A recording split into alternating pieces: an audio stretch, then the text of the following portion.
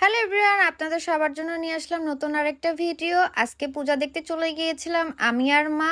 আর অবশ্যই আমাকে জানাবেন কোথা থেকে দেখতেছেন, কার পূজা কেমন উদযাপন হইলো, কি কি করলেন পূজায়।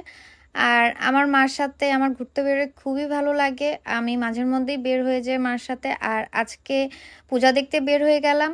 আর এখানে অনেক মাটির জিনিসপত্র, কাঠের জিনিসপত্র, খাওয়া দাওয়া পাওয়া যায়। আমার তো ছোটবেলার কথা মনে পড়ে। আমি ছোটবেলায় যখন বাবার সাথে পূজা দেখতে যাইতাম, আমাকে বাবা মাটির হাঁড়ি পাতিল কিনে দিত। এখন অনেক মিস করি, কারণ এখন আর ছোট নাই, এখন আর মাটির হাঁড়ি পাতিল কিনি না। বাট দেখে অনেক ইচ্ছা করে প্রতিবারই কিনতে। তো এখানে আমিও ভিডিও করতেছিলাম, আমার মাকেও ভিডিও করে দিচ্ছিলাম, আমি আর মা একসাথে ভিডিও নিচ্ছিলাম।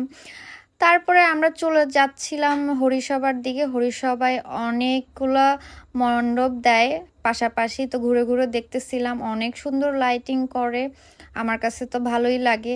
আর পূজা মানে হই হই থাকবে, মানুষজন অনেক থাকবে, রমরমা একটা অবস্থা থাকবে। কিন্তু এবার তেমন লোকজন হয়নি, অন্যান্যবার অনেক লোকজন হয়, অনেক হইচই হয়। মানে পূজার একটা আলাদাই আমেজ থাকে, কিন্তু সেই জিনিসটা এবার পাইনি, প্রতিবারই পাই। তো তারপরেও এখানে অনেকগুলো মণ্ডপ দিয়েছে পাশাপাশি, ভালোই লাগতেছিল দেখতে।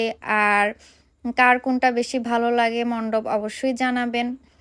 তো তারপরে ম্যাথরপট্টিতে চলে যায়, ম্যাথরপট্টি অনেক সুন্দর করে সাজায় তো প্রতি বছরই। আর এখানে তারপরে বড়পুলে চলে আসি, বড়পুলে মেলা হয়, মেলা থেকে একটা ঝুনঝুনি কিনে নিই আমার ছেলের জন্য।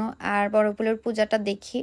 বড়পুলের পূজাটা বরাবরই অনেক ভালো হয়। আর এখানে প্রত্যেক বছরই আসা হয়, এখানে না প্রত্যেকটা মণ্ডপেই প্রত্যেক বছর আসলে যা হয়। তারপরে বাসায় চলে যাই, টাটা।